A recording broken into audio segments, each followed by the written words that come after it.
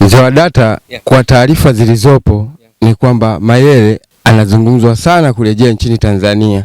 Je, uwepo wake hapa nchini Tanzania unafikiri atajiunga na Simba, Azam au Yanga? Hili unaonaje?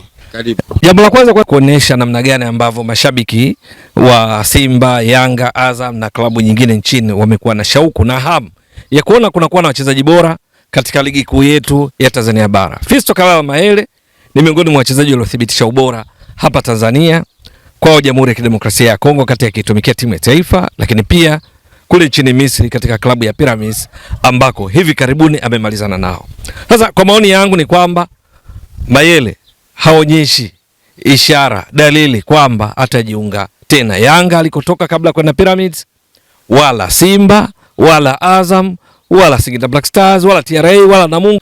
Wajua ni kwa sababu gani? Ni kwamba ukifuatilia vizuri sakalta la Mayele na klabu yake ya Pyramids mpaka anaondoka akiwa huru, ndipo ambapo unaona kana kwamba uwezekano wa kuja nchini tena ni mdogo. Kwanza tukumbuke Fiston Kalala Mayele ni striker. Ni mshambuliaji ambaye katika ubora wake ni pamoja na kuiwezesha Yanga kutoa ubingwa wa ligi kuu Tanzania bara, yeye akiwa mfungaji bora katika ligi kuu Tanzania bara kama tunakumbuka vizuri katika msimu ambao mwisho wake akaondoka. Lakini Mayele alikuwa mfungaji bora katika michuano ya kombe la shirikisho barani Afrika wakati akiwezesha Yanga kufika fainali kombe la shirikisho msimu 2022 2023. Ana mengi Mayele. Lakini kiufupi tu ni kwamba wakati anaondoka nchini na kwenda Pyramids akafanya makubwa zaidi. Akiwa na Pyramids akiwezesha kutoa taji la ligi ya mabingwa barani Afrika ambalo tangu kuanzishwa kwake Pyramids hawajawahi kulitoa. Yeye akaibuka kuwa mfungaji bora wa michuano ya ligi ya mabingwa barani Afrika msimu uliopita. Msimu huu wametoa Mamelodi Sundowns, tunatambua vizuri. Sasa Mayele alikuwa na mchango mkubwa sana ndani ya Pyramids, akionyesha kiwango bora kwa Pyramids, lakini pia kwenye timu yake ya taifa ya Jamhuri ya Kidemokrasia ya Kongo ambayo yeye ni miongoni mwa walioiwezesha kufuzu kwa fainali za kombe la dunia zitakazofanyika kuanzia Juni 11 mpaka Julai 19 kule nchini Marekani, Mexico na Canada. Kwa Mayele hivi sasa ni wa level za juu mno, ni miongoni mwa mastrika bora barani Afrika waliopo. Sasa wakati yupo Pyramids akiwa mfungaji bora katika ligi ya mabingwa akifunga mabao 6 baada ya kucheza mechi 7, baada ya kupiga mashuti 16, lakini akisaidia Pyramids kuwa miongoni mwa timu mbili za juu katika ligi kuu ya Misri. Msimu uliopita akifunga mabao 8, assist 2. Msimu huu kafunga mabao 5, assist 2. Mayele akawa sasa akiwaniwa na timu nyingine kutoka nje ya Afrika.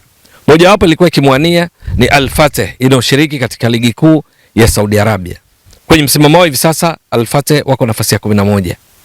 Al Fateh kwenye ufungaji wao mabao kuna shida, na ndio maana haikushangaza kuona anahusishwa na wachezaji kama Mayele ambaye ni mshambuliaji. Wamefunga mabao 41, wameruhusu mabao 55.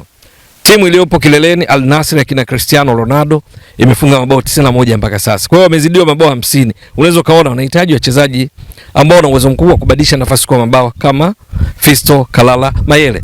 Sasa Al Fateh katika mapambano yao kutaka kumpata Mayele kutoka katika klabu ya Pyramids waliweka pesa nyingi mezani.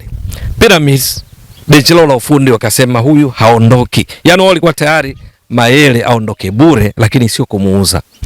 Al Fateh inatajwa kwamba waliweka mezani mpaka dola za Kimarekani milioni 3 ambazo ukizibadilisha katika fedha ya Tanzania leo hii kwa benki kuu, dola moja leo hii inabadilishwa kwa shilingi 2622 na senti 19, ambazo kwenye fedha ya Tanzania dola milioni 3 tunazungumzia shilingi za Tanzania bilioni 7,866,570 kwa dola milioni 3. Bado Pyramids wakasema haondoki, bora aondoke bure. Sasa umefika mwisho wa msimu, Pyramids wakataka wapambane wamuongeze walau mwaka mmoja. Mayele naye kachomoa ili kusudi awe huru. Unajua ukiwa huru kwenye kusajiliwa na timu nyingine unasajiliwa kwa gharama ambazo sio kubwa sana, kwa sababu gharama zao zinakuwa sio za kulipa timu inayokumiliki. Wanashughulika na wewe tu kulipa signing on fee kwako, halafu na mishahara na maslahi mengine. Kumbuka akiwa Pyramids inaelezwa mshahara wake mpaka anamalizana nao hivi karibuni ni dola za Kimarekani 40,000 ambazo kiziweka kwa fedha ya Tanzania leo hii kwa mbadilishano kutoka kueleza kwamba dola moja ni shilingi 2622 na senti 19. Tunazungumzia shilingi milioni 104 887 na shilingi 600 kwa mwezi mshahara. Sasa bado Mayele kwa kuona kwamba bila shaka na timu yake management binafsi naona kuna maslahi mazuri zaidi wakitoka Pyramids, hata walipobembelezwa aongezewe mkataba tena, aongezewe maslahi, mshahara wake wa sasa wa milioni 104 laki 887 na shilingi 600 uongezwe, bado Mayele na management yake binafsi wakasema la. Kwa hiyo matokeo yake anaondoka akiwa huru kwa sababu mkataba wake unaisha mwezi huu tarehe 30.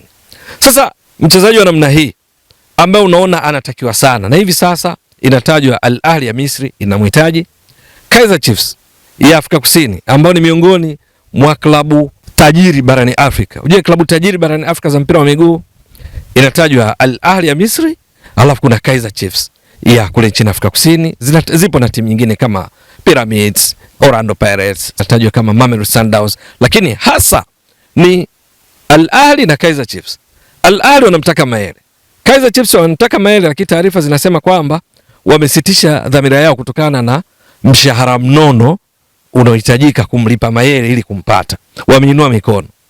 Katika mazingira kama hayo unaona kana kwamba uwezekano wa kuja kujiunga na timu zetu hapa nchini ulizotoka kuzitaja, Yanga, Simba, Azam, Namungo, Singida Black Stars, yoyote ile, kwa mimi kwa maoni yangu naona kana kwamba haupo, ingawa ni jambo zuri sana ikitokea kwa maslahi ya klabu zetu, kwa maslahi ya mpira wetu, lakini naona kana kwamba ni ndoto ambazo kwa sasa kwa Mayele huyu anatakiwa na klabu nilizotoka kuzitaja baadhi kwa pesa nyingi, uwezekano unakuwa mdogo sana sana. Naona wenye uwezekano wa kumpata sio wengine isipokuwa Al Fateh ya Saudi Arabia, ambayo tangu mwanzo imeonyesha dhamira ya kumwaga pesa nyingi zilizotoka kuzitaja ili kumpata, lakini Pyramids wakabana, na sasa Mayele akiwa huru kuna uwezekano ikawa rahisi sawa kwao sasa kufanikisha dili hilo, kwa sababu gharama za kumpata zitakuwa nafuu kuliko hata dola milioni 3 alizotaka kuipatia Pyramids ili wampate.